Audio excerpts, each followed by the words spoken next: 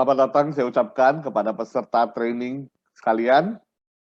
Video yang akan Anda saksikan ini merupakan sesi pengantar dari Sales Development Program yang diadakan oleh Track Pro Institute.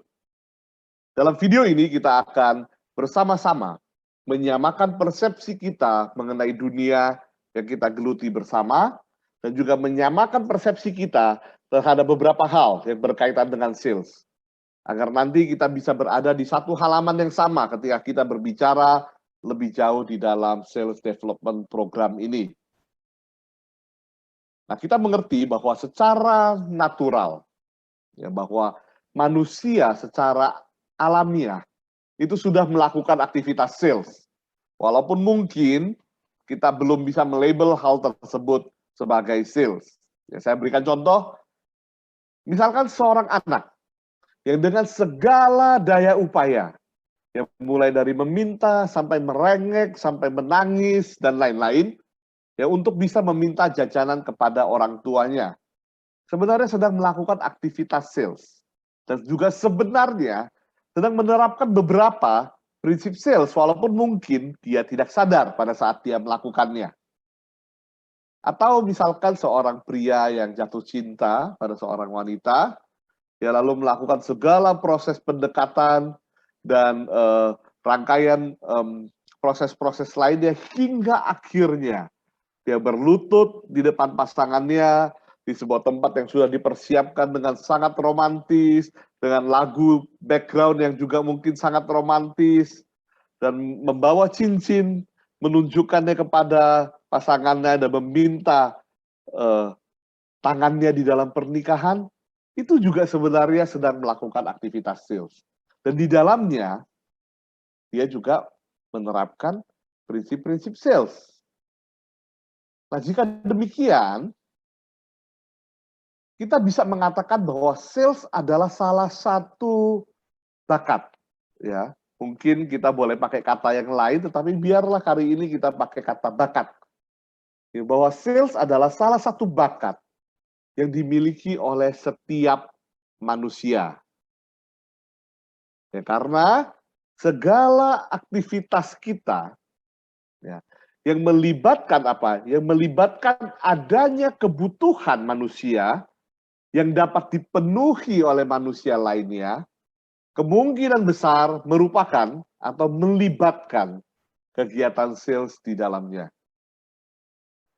Saya ulangi, setiap aktivitas kita yang melibatkan kebutuhan kita yang bisa dipenuhi oleh orang lain, nah aktivitas tersebut kemungkinan besar merupakan kegiatan sales atau melibatkan atau ada kegiatan sales di dalamnya. Nah, kalau begitu, pertanyaannya tentu adalah begini pertama-tama. Apakah seorang sales yang baik itu dilahirkan atau dibentuk? Apakah seorang sales yang hebat itu dilahirkan atau dilatih? Apakah ada orang-orang tertentu yang begitu lahir sudah memiliki satu karisma yang begitu besar sehingga kalau dia menjadi seorang sales, apapun yang dia jual akan laku? Atau kalau dibalik, apakah ada satu orang yang dengan apapun, bagaimanapun diajari, ketika melakukan penjualan, kemungkinan besar gagal? Ya. Apakah seorang sales yang hebat itu dilahirkan atau dilatih? Maka sangat menarik, ya, ada sebuah survei yang melibatkan professional sales di Amerika Serikat. Ya, hasil surveinya adalah kurang lebih seperti ini. Ternyata 57% dari mereka sepakat bahwa sales yang hebat merupakan hasil dari pembentukan atau pelatihan. Ya. 24% menganggap bahwa sales yang hebat itu merupakan kombinasi dari kedua faktor ini, kombinasi. Ya, dan ada 19% yang setuju bahwa sales yang hebat itu dibawa dari lahir bakatnya. Baik. Kalau mengacu pada survei ini, ya, artinya apa? Artinya ada 81% dari pelaku, dari praktisi, dari profesional sales yang percaya bahwa dengan adanya pelatihan, baik sales yang punya bakat alami yang tinggi ataupun tidak, bisa meningkatkan skill mereka. Dengan pelatihan, dengan dibentuk dalam satu lingkungan yang tepat. Nah, karena itu sangat penting bagi seorang tenaga pemasar seperti kita ya, untuk terus-menerus membuka diri dan pikiran. Setiap kesempatan-kesempatan yang ada untuk bisa terus mengembangkan diri dan meningkatkan peluang-peluang keberhasilan terjadinya penjualan. Ya. Nah, tentu kita mengerti bahwa sales itu berbeda, ya. Sales itu sangat luas. Ada produk-produk yang berbeda, ada industri-industri yang berbeda, ada tipe-tipe customer yang berbeda-beda juga. Ada begitu banyak variabel yang berbeda-beda dan bisa berubah di dalam setiap sales yang sedang terjadi. Ya, karena itu misalnya akan sangat susah membayangkan bahwa seseorang yang menjual mobil bekas misalnya disamakan dengan seseorang sales yang melakukan penjualan software ke perusahaan-perusahaan. Atau mungkin membandingkan seorang yang menjual produk-produk farmasi dengan seseorang yang menjual properti. Ya, mungkin agak susah dibayangkan bahwa ini adalah orang-orang yang sama. Tetapi biarpun demikian, ada beberapa prinsip sales yang tidak berubah. Ya. Ada prinsip-prinsip yang sama ketika kita berusaha menjual sesuatu, apapun itu, kepada seseorang. Nah, dengan mengerti prinsip-prinsip apa ini, kita bisa semakin meningkatkan peluang keberhasilan terjualnya produk yang kita tawarkan, dan kita bisa mengembangkan skill-skill yang bisa kita lalu pergunakan untuk menjual produk-produk yang mungkin sedikit atau bahkan berbeda sama sekali dengan yang saat ini kita miliki. Jadi kira-kira itu, hari ini kita akan membahas 5 di antara prinsip-prinsip tersebut. Setelah membahas 5 prinsip ini, ya saya percaya kita akan punya satu gambaran yang lebih menyeluruh dan kita akan memiliki satu kesempatan untuk bisa mencoba melakukan sales dengan satu paradigma yang lebih baik. Baik, yang pertama, sales adalah berbicara mengenai hubungan, ya, relationship, rapport building. Apapun yang kita jual tidak masalah. Tetapi peluang keberhasilan terjadinya satu sales itu banyak dipengaruhi oleh kemampuan kita untuk membangun hubungan dengan calon pembeli kita. Produk yang kita miliki dijual oleh seseorang dan dibeli oleh orang yang lain. Produk yang kita miliki, ya, kalau boleh saya katakan, dijual oleh manusia dan dibeli oleh manusia. Sehingga yang ada di kedua sisi dari produk ini adalah sama-sama manusia. Karena itu penjualan ini adalah bicara mengenai bagaimana dua manusia atau lebih itu saling berhubungan, dan di tengah-tengahnya barulah kita bicara mengenai produk atau solusi. Ya. Nah, ketika kita bicara mengenai hubungan, maka banyak sekali yang harus dibahas di sini. Ya, kita harus belajar bagaimana bisa membangun rapport, bagaimana dalam pertemuan yang singkat kita mendapatkan kesan pertama yang baik dan memberikan kesan pertama yang lebih baik lagi kepada calon pembeli kita. Membangun hubungan lalu juga akan bicara mengenai bagaimana kita menggali kebutuhan yang dimiliki oleh calon pembeli kita. Yang akan bicara mengenai bagaimana calon pembeli kita itu bisa lalu merasakan bahwa kita sungguh-sungguh ada di sana untuk membantu dia, untuk menyediakan telinga kita dan diri kita untuk mendengarkan mengenai permasalahan yang dia miliki, untuk bisa membangun trust antar kedua belah pihak. Ya. Nah, inilah sesuatu yang sangat luas ketika kita bicara mengenai sales. Tetapi prinsip utamanya itu adalah berbicara mengenai hubungan antar manusia. Karena itu pertanyaan yang harus selalu kita tanyakan kepada diri kita sendiri adalah seperti ini. Mengapa prospek saya harus membeli dari saya? Walaupun di luar ada banyak salesman lain yang menjual produk yang sama, dan ada banyak produk pesaing saya yang memiliki fitur dan benefit yang mirip. Nah, kalau kita bisa menjawab hal itu dengan baik, dengan yakin, maka kita akan bisa memiliki nilai tambah dibandingkan dengan sales yang lain. Karena itu, harus dimengerti bahwa keseluruhan sales itu adalah satu proses. Bukan satu kejadian di satu waktu yang terjadi satu kali. Ada hal-hal yang harus dilakukan di awal sebelum proses sales berlangsung, yang kita suka sebut dengan istilah pre-selling. Ada juga yang harus dilakukan sebagai satu tindakan setelah proses sales terjadi atau follow up.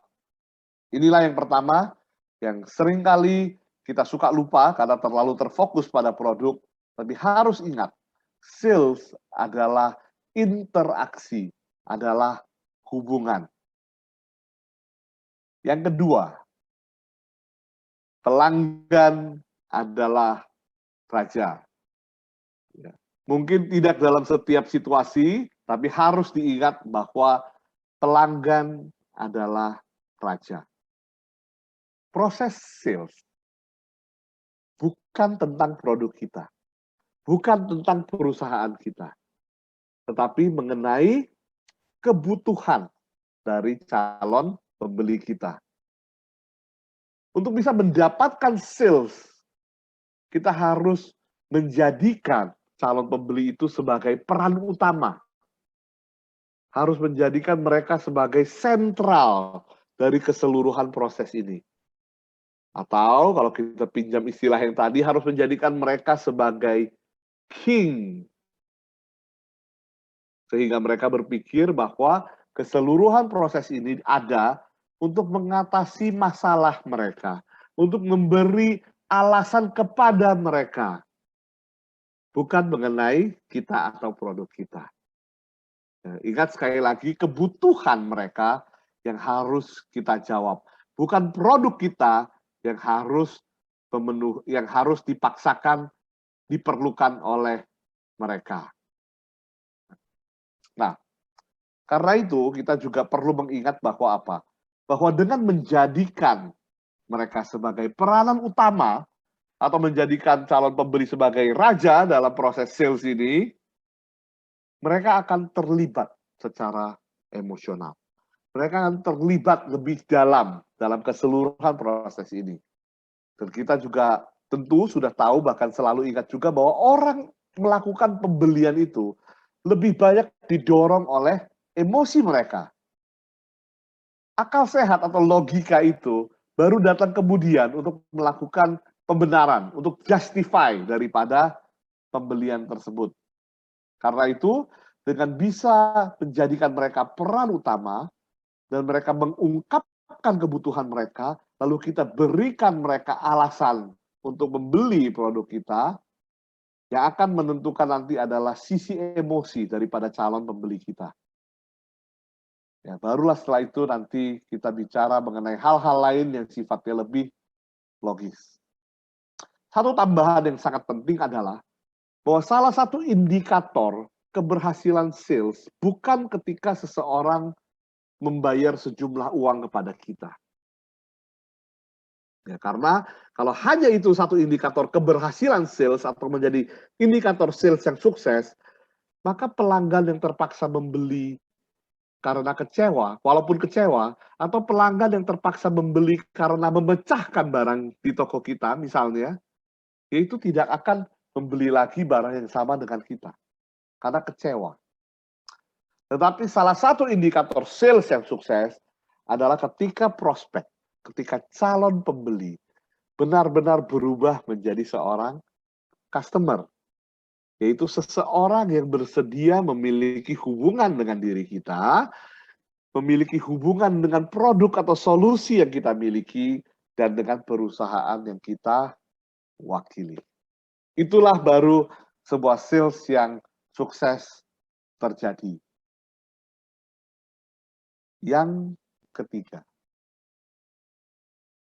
sales harus lebih banyak bicara mengenai value dibandingkan bicara mengenai harga. Kalau calon pembeli berpikir bahwa produk yang kita miliki terlalu mahal, itu artinya kita belum menciptakan value yang cukup tinggi untuk produk yang kita tawarkan kepada calon pembeli tersebut. Kalau tidak percaya, ya baik, mari kita sama-sama ingat-ingat kapan terakhir kali kita berpikir untuk duduk di Starbucks. Kapan? Mungkin minggu lalu, mungkin kemarin, bahkan mungkin tadi pagi.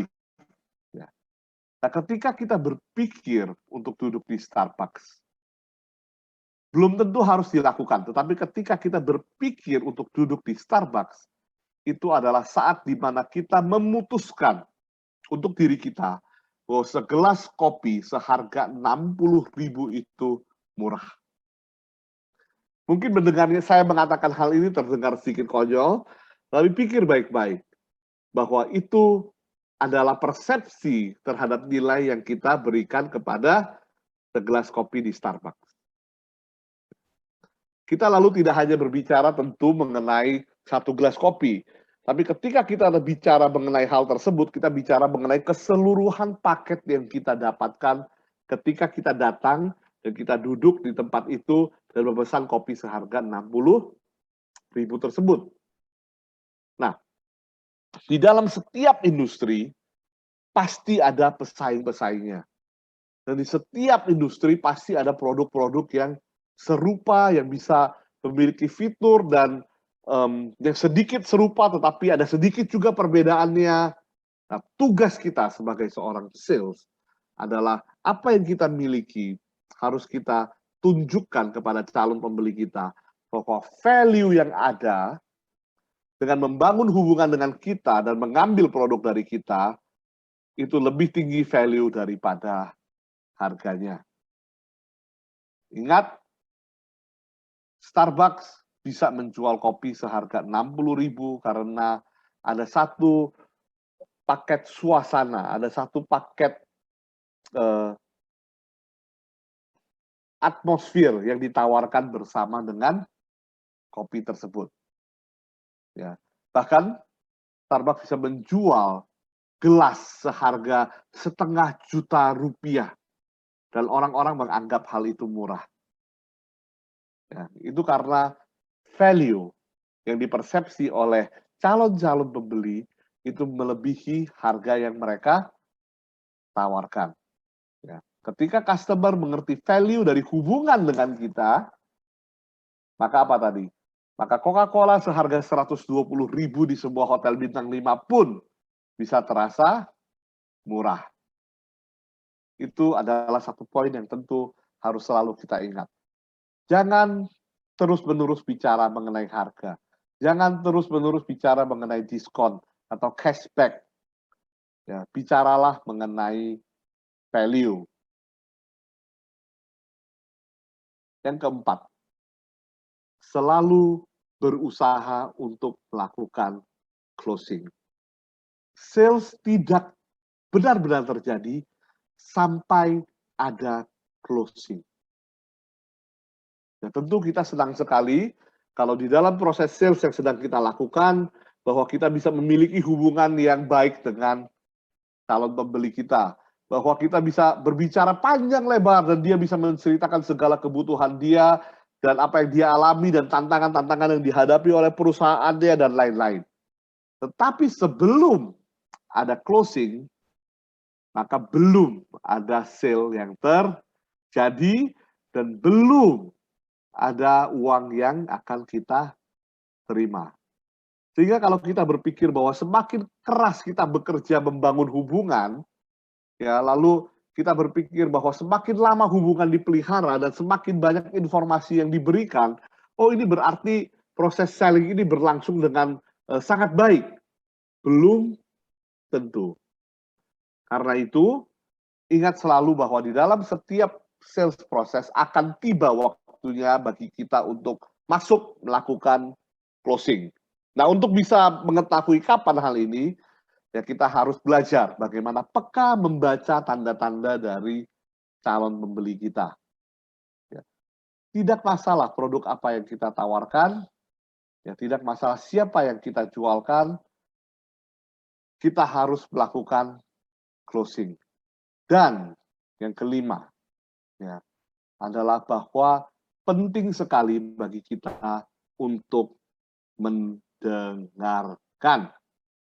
Ya, kita semua sudah tahu bahwa kita diberikan 2 telinga dan 1 mulut.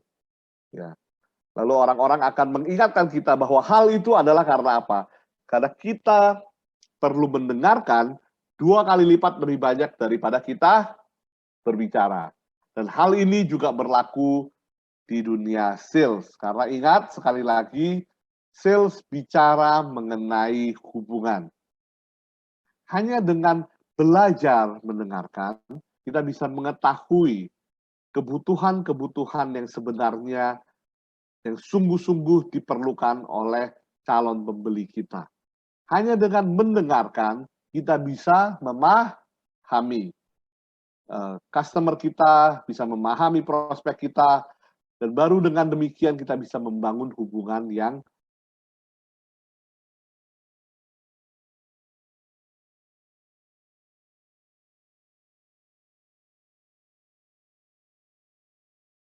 mereka. Sales-sales ternama yang bisa mengontrol, yang bisa memimpin jalannya pembicaraan, ya, tetapi bukan dengan berbicara lebih banyak. Tetapi yang bisa mengontrol, memimpin jalannya perbicaraan dengan mengajukan pertanyaan-pertanyaan yang tepat dan efektif, dan lalu mendengarkan secara aktif akan jawaban yang diberikan oleh calon pembeli mereka. Itulah yang nantinya akan bisa memajukan proses sale yang kita sedang lakukan ini. Jadi itulah 5 hal. 5 hal yang menjadi prinsip yang sangat penting dalam sales, yang di tengah-tengah banyaknya industri, yang di tengah-tengah banyaknya persaingan, yang di tengah-tengah banyaknya produk yang serupa, prinsip-prinsip ini tetap berlaku. Karena itu harus selalu kita ingat dan kita kuasai dan kita latih agar kita bisa jadi sales yang memiliki peluang penutupan penjualan yang semakin lama semakin tinggi. Baik, demikian pengantar dari demikian video pengantar kali ini yang kita berharap bisa ada di satu pemahaman yang sama mengenai sales, dan sampai jumpa di sesi training yang sudah dijadwalkan.